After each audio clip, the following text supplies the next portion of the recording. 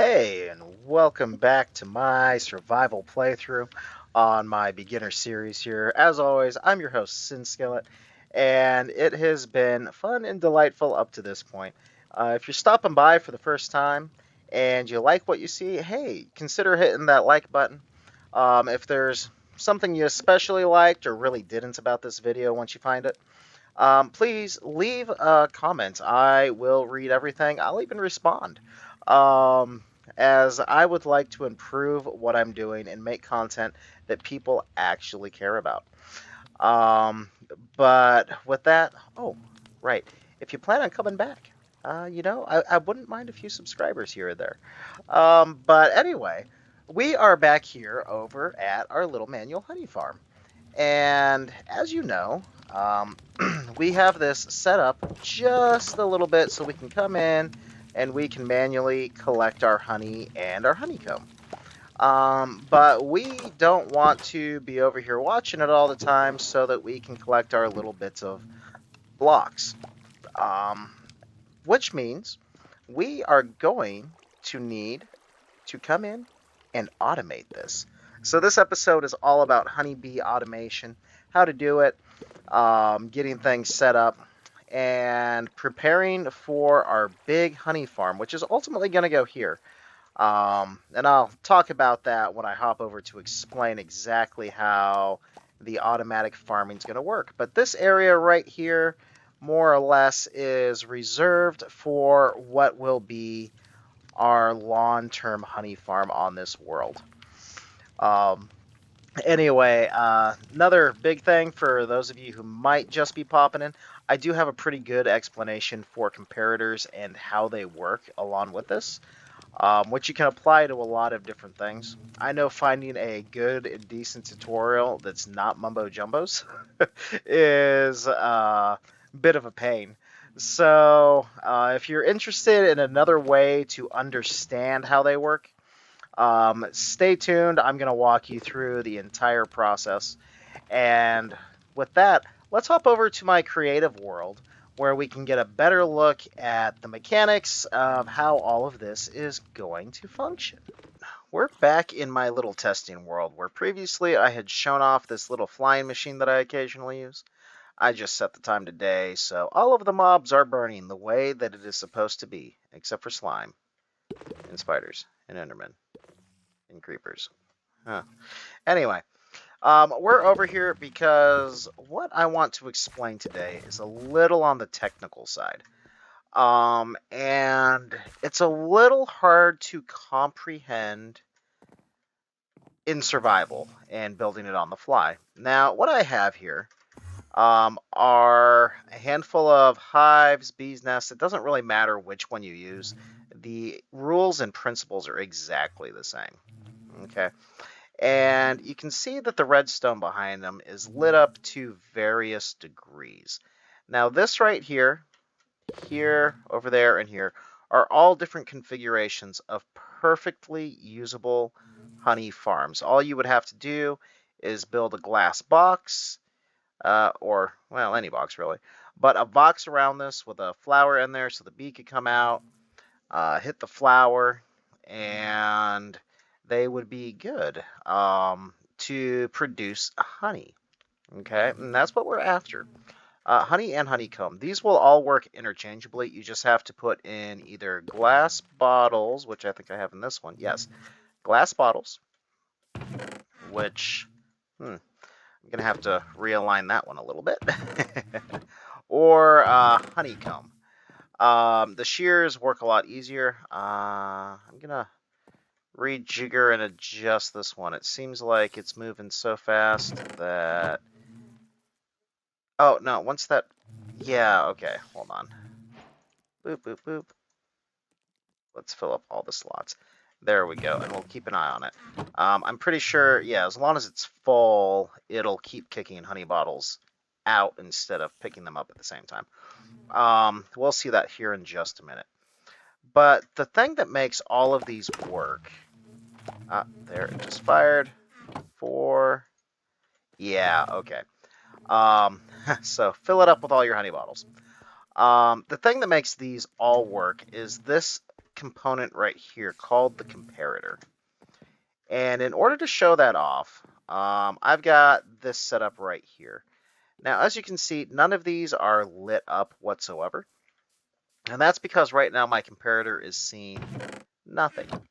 Okay, now, if I put that in there, you can see it's lit up by 1. There's some math to figure out how much stuff you need in here to get certain signal strengths all the way up to 15. We're not going to cover that. A little bit of trial and error, and you should be able to figure out what signal strength you need. Now, in the case of these hives and bees' nests, they set out a specific signal based off of how full they are. And every time a bee fills them up, they go up to a new level of fullness. If you look on the right-hand side of the screen right now, in your third little block there, down about, just below center, there's a thing that says honey level. And right now it says 0.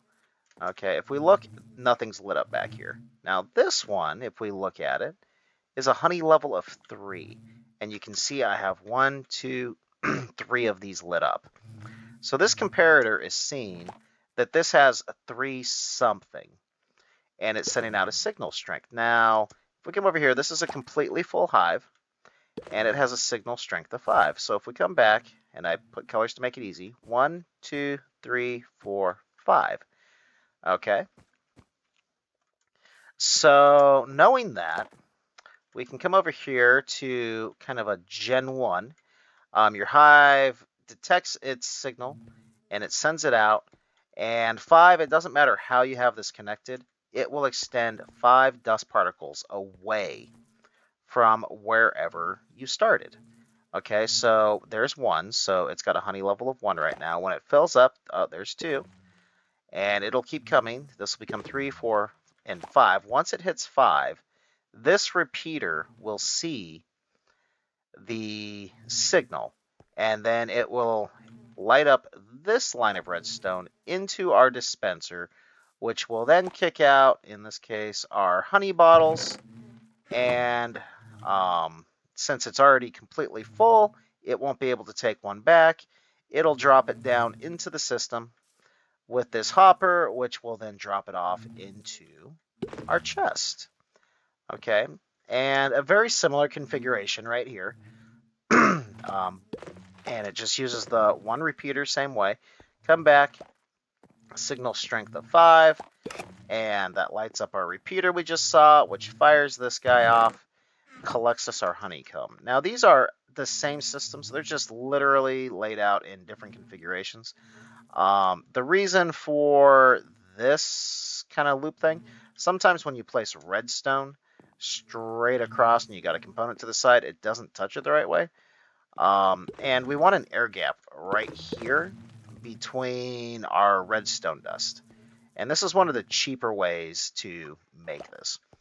But if we had, let's just go ahead, put that there and put this here, they'll connect up. So we want an air gap there. Otherwise, this won't work. We'll get signal at the wrong time or, whatever, which will cause us some problems. Now over here, virtually the same configuration, 1, 2, 3, 4, 5, but I have repeaters going into each other. Repeaters do not connect up on the side to redstone, usually. There is a way you can send a signal into the side of one of these and it'll lock it in a permanent on state, but that's a slightly more complicated repeater and comparator video that we'll do at another time. Now, the more compact way, and I know there's other ways to do this, I just don't personally happen to know what they are right now, if I'm being real, is to set up our chest. So over here, like I have this, it's emitting a signal strength based what's in the chest. Now this one is being seen by this repeater. And the way I actually remember what the repeater is looking at and where it's going to send signal, the 2 dots on here, I think of them as eyeballs. So whichever way the eyeballs is pointing is what it's going to look in. Now I've got a whole bunch of items in here. And as long as there's 64 stacked, Um, what is this? 8, 3, 6, 8. Yeah, 8 stacks will give me a signal strength of 5. Okay, and as long as I have a signal strength of 5, coming into the side, this will wait until the signal strength from the thing that it's looking at, in this case the beehive, matches it or goes higher than that signal strength. So I could actually set that to, no, I can't set that to 4. That'll cause weird things. But anyway, so I got that. I come up with this piece of redstone. So this powers this. And this half slab means that it's still connected electrically. So you can actually use half slabs to go back and forth and daisy chain a redstone signal up to the sky. But in this case, actually, that will power the block itself. So I could actually use a full block here, no big deal.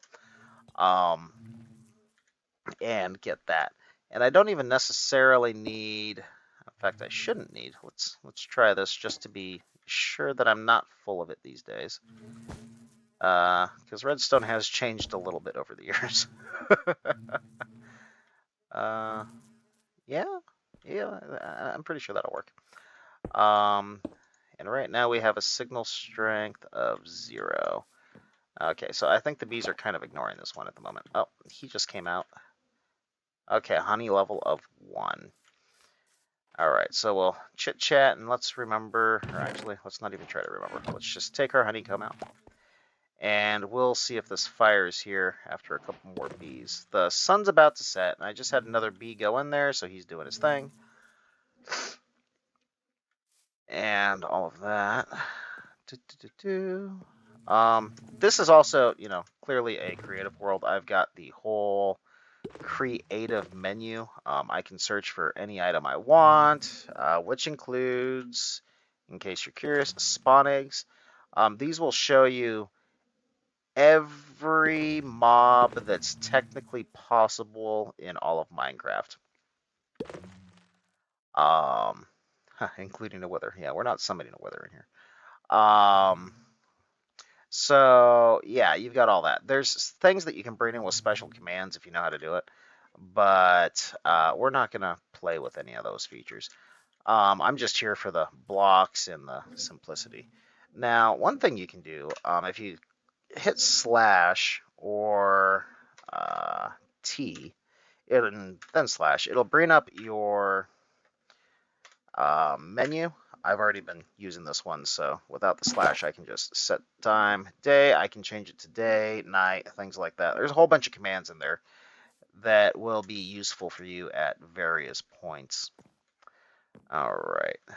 But yeah, we can see this one's about to fire off. That one just fired off not long ago. That one's fired off since last time. Yep, 5th honey bottle. It was 4 earlier. And we're slowly working through the honey bottles in here.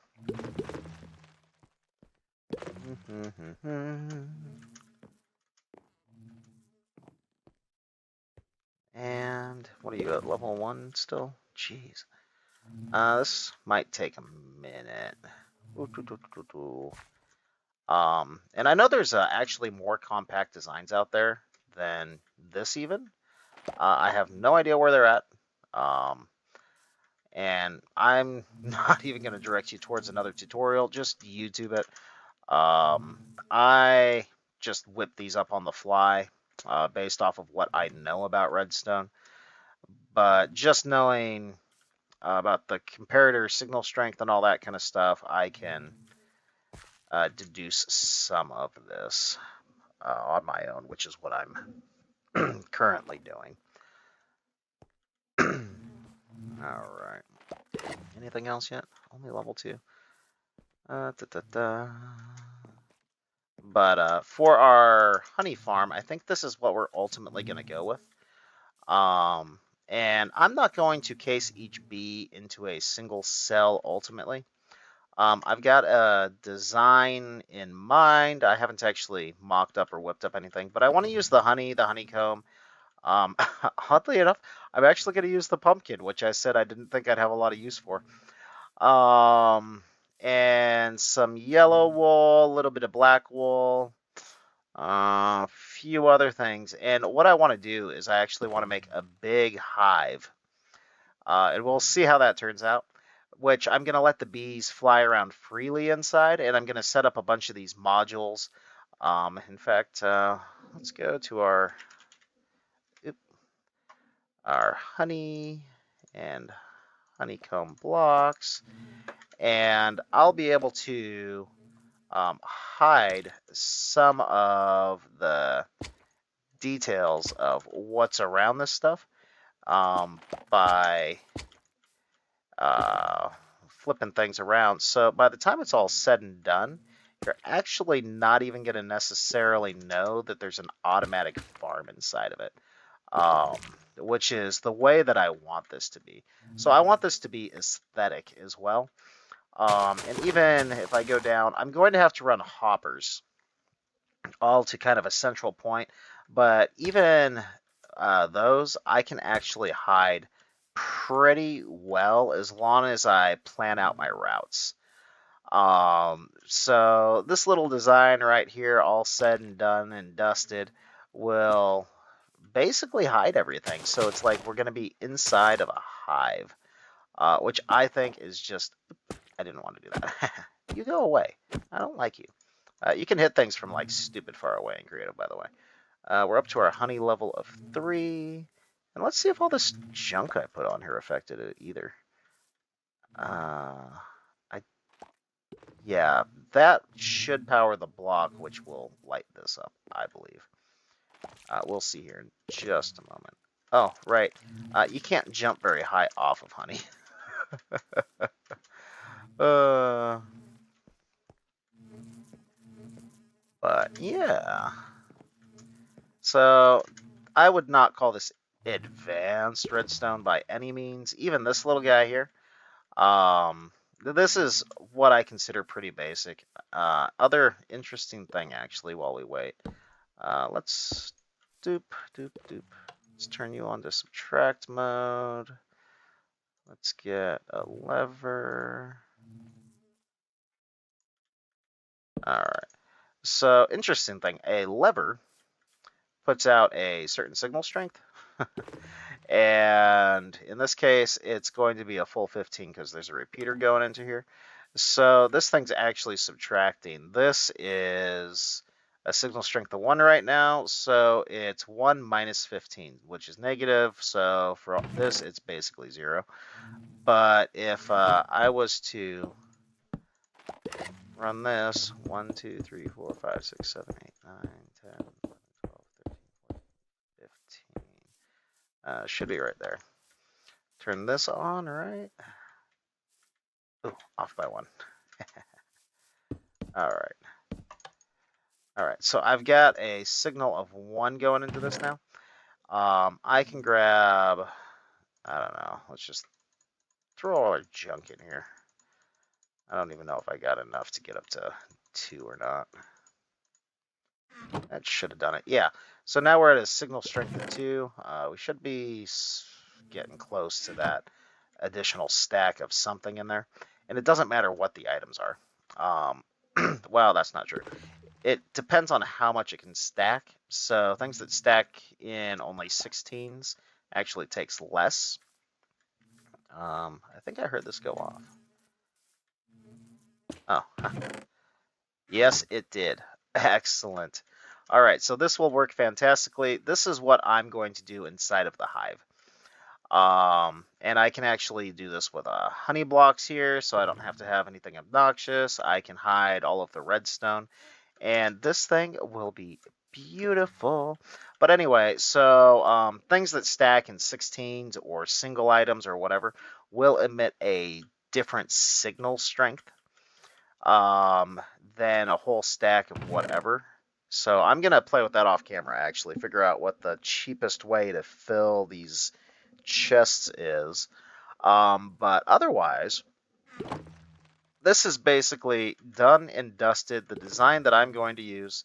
So that's a comparator that's looking at our hive, another comparator that's looking at our chest that's filled up to give us a signal strength of 5, Um, Once they match, this fires off a signal into this block, which powers this redstone dust, powers this redstone dust on this block, which then powers our dispenser and does what we need it to do. So, all in all, this is going to be a fun and delightful build all the way through.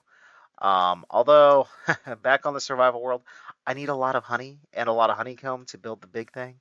So, I'm gonna cheap out and make little containment cells temporarily until I have everything I need. So we'll get the hive itself actually built a few episodes down the road. But for now, let's hop back over to survival. Alright, I'm getting this set up here in my creative world. And I actually wanted to point out something that seems stupid, but it's actually kind of powerful.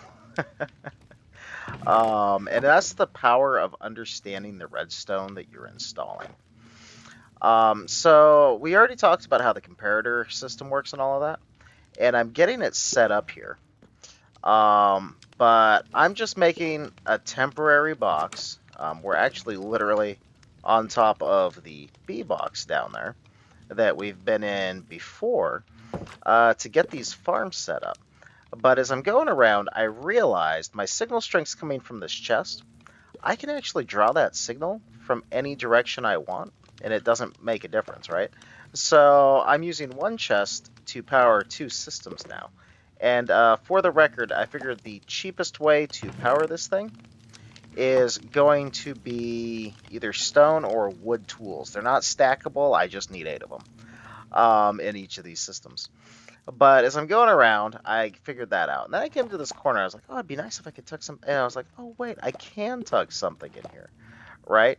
And you can see I've got these butted up next to each other. And now this corner. And I've got just these tiny gaps here where I'm getting stuff in. But this is the same thing. It's just a different direction. Right in the corner, still going up. In fact, let's jump up just a minute, and that blast furnace is just smelting my iron because I still need more hoppers for this. But anyway, so those 2 pieces of redstone dust are on the back side of this, all the way around, right above our dispensers, just like they were in our creative world. But we're saving a huge amount in potential resources. I mean, granted, we're going to get them all back in this case anyway, because I am going to tear this thing down once it's done what I want it to do, which is collect all these resources. But on top of that, this hopper pipeline here, you can see based off of the way that they're pointing, I don't have any on me right now, but they are pointing one into the next, into the next. They're coming all the way around to this single double chest over here, which is opening despite the fact there's blocks above it, because I'm using transparent blocks. Stairs count as transparent, so do half slabs and stuff. But anyway, I just thought that this was kind of an interesting little thing. Like, if you understand the redstone, you can be flexible with it and make it do what you want. But anyway, I'm going to run back off, finish getting this thing built together to put in. What am I going to do? 1, 2, 3, 4, 5, 6. Looks like 7, 8. Yeah, probably 9, 10. 10 hives in this automatic setup here. All in this same little room. Gonna fill this in with dirt, throw some flowers on it. But you'll see that here in just the weather's good. I mentioned that bees are kind of like a day-night cycle thing. Right now they're all in their hives. So I'm gonna grab these. Make sure you have silk touch on your tool. But let's see, let's go 1, ow, 2, 3, 4, 5, 6, 7, 8, 2, 3, 4, 5, 6, 7. I thought I heard 2 of them pop off. I hope I didn't. Oh, I just busted a fire. That's all it was. Okay, so they're currently in their little hives. So let's see. Oh, I have just enough inventory for that. I'm gonna leave them in here. I'm gonna actually breed up more bees and stuff like that. To keep working towards what I'm working on here. Let's see. There's got to be. Oh, I can get rid of you. Let's take all of this. All right. So the system up here is set up and good to go. I only have the single door on here, living dangerously, I know. So I have two of these that are currently set up on honey with the bottles, just due to the limited number of bottles I have. And I'm going to do the rest of these as honeycomb for the time being. But something worth note, the bees have to have a way to get out, so these have to be placed in a certain direction. If I place it right there, so that I see this, I'm good. Now, it's not a big deal most places. I can do the same thing here. That one didn't fire for some reason. Oh, it's because it doesn't have the shears in it. In fact, let's see if I can... it ended up in here, didn't it? Okay, let's try that again. Boop. There we go. And let's not do the same stupid thing twice. The rest of these set up for shears. You need shears. You need shears.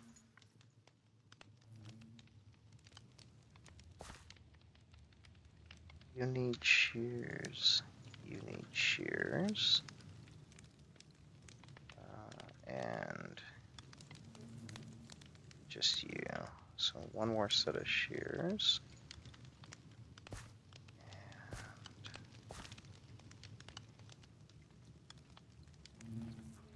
And you here. You here. Let's put you there.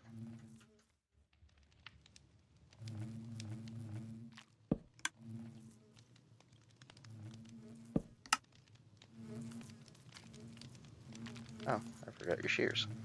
So that's twice now. I need to be careful when I do that too.